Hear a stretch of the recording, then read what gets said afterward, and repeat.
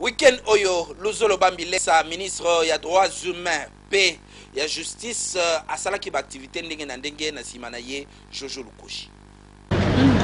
Ayambaka na bakonzi na bureau na ye kasi weekend oyo ezalaki nde likambo mususu bana ya mikie baye na ministère ya justice pe droits humains pona kokutana na ministre Luzolo Bambilesa na cadre ya vacances ya Pâques. Ba jeune oyo bozali komona bazali bana ya communauté libala mwinda bautaki commune ya Bandal pe commune ya Kintambo. Tangu bazali kosona ministre batunaki ndenge nini makambo ya kuluna ba solution nini bazali kozwa pe justice ya mboka na biso ezali kotambola ndenge nini boyebake oyo nanu esalama te mingi ezalaka bakonzi entre bango kasi lelo bilenge na ministre nde baza kobeta bakati kaka na weekend oyo ministre Luzolo Bambi apemaki te akendaki na matanga ya maman Chantal Kasiama oyo bakuluna batakaki na limete pona ko manifester solidarité oyo gouvernement ezali nango envers ba oyo bazali na pasi surtout mingi na libota oyo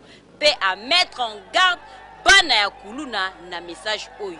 toye na kombo ya tata mokonzi pe na kombo ya chef de gouvernement pona ko ba gouvernement iko kabola mawa oyo famille oyo et vivre awa tomoni papa ya bana tomoni mama ndenga leli na bana bazokolela l'état alobi boye suka be suka kuluna yo olobi oza mobile tie tembe na l'état biso na yo bima banda lelo na pokwa bima lobi na balabala telema zwa machette na yo boko tokolakisa yo ke machette na yo na l'état na population eloko nini oyo ezali makasi tokebi biso ya suka pe soko ozali tembe bima